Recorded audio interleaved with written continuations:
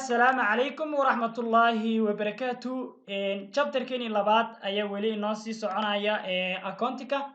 وحنو كبلاوينا وحويان إنغو كلا ساري دونا وحي هاي balance sheet iyo income statement marka hadii aan number 1 eegno number waxa weeyaan number 1 ku waxa weeyaan asset oo ah hantida uu leeyahay business ku amba hantida uu leeyahay ganacsigu oo noqonaysa cash account receivable supply delivery insurance land office equipment iyo accumulated depreciation number 2 waa liability oo noqonaysa waxyaabaha uu business ku soo amaahanayo amba waxyaabaha uu business kamba ganacsigu soo amaahanayo waxyaabaha soo noqonaya account payable iyo wage payable iyo unearned renting lambarka saddexaad waxa weeyaan owner's equity waxyaabaha uu business ka gelinayo qofka leh amba waxyaabaha uu ganacsiga gelinayo qofka leh oo noqonaya qofkii marna capital noqonaya marna drawer noqonaya marna lacag buu la baxaya marna lacag buu gelinaya amba investment ha noqoto amba capital ha noqoto income statement-ga waxa weeyaan revenue oo fees earning iyo rent revenue noqonaya expenses waa noqonaya lambarka shanaad waxa soo galaya waa wage expenses renting expenses depreciation expenses utilities expenses supply expenses insurance expenses iyo miscellaneous expenses haddaba haddii aan tusaalahan halka ka muuqdo eegno 2000 ayaa soo galay shirkadeeni ahayd Net Solution supply on hand December kowdeedii kadib 760 baa laga jaray 1240 baa soo hadhay marka supply expenses ku noqonaya 55 xabo waxyaabo la isticmaalay halka supply inta hadhayna noqonayaan 14 xabo fixed waa hantida aan isbedbedelin amba hantida maguurtada ayaa loo isticmaalayaa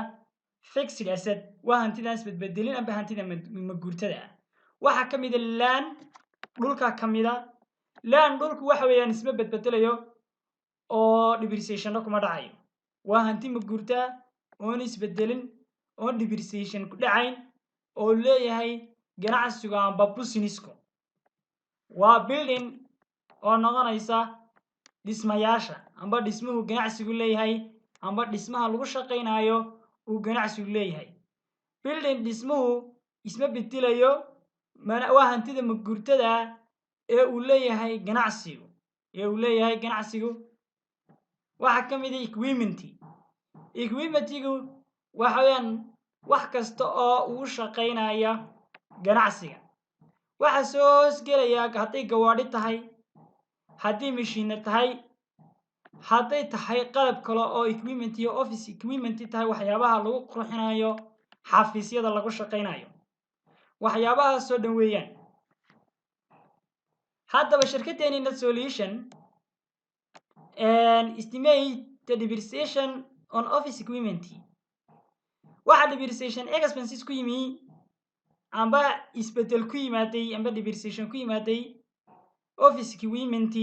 xafiis qalab ayuu ka yimaaday marka 350 xabo expenses bay noqdeen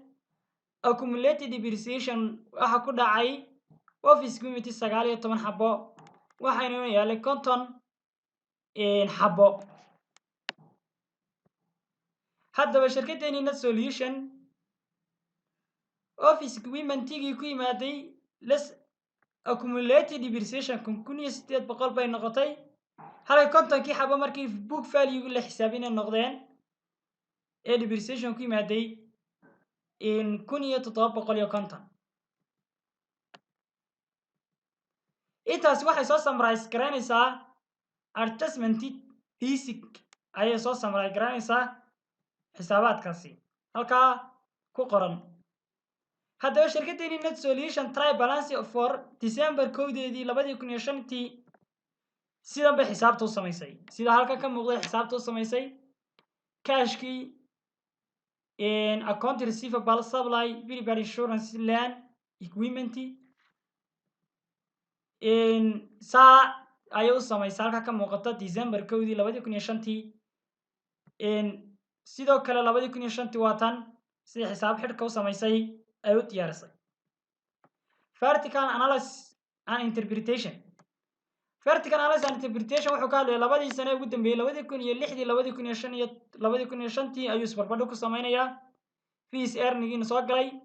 operating expenses iyo wage expenses iyo renting expenses iyo utilities expenses iyo miscellaneous expenses total koodiiba labada sanadood isbarbardhigaya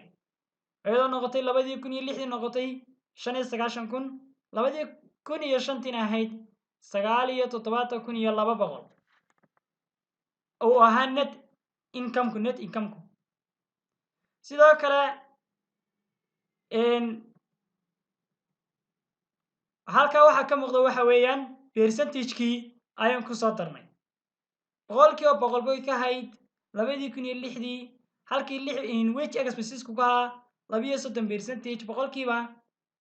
renting expenses ku ahaa 30% mid kasta percentage-kii saasuu raaciyay sanad kasta percentage-kii saasuu raaciyay marka 2006 percentage-ku boqolleyda waxa noqonaysaa 50.7% marka net income-ka la eego halka 2005 ka hayd 50.8% ay ka noqonayso marka boqolleyda la eego chapter-keeni halkaas ku dhamaanaya chapter-keeni intaas ku dhamaanaya intaan chapter-kan xisaabaadkiisa aan ku diyaarin doono Excel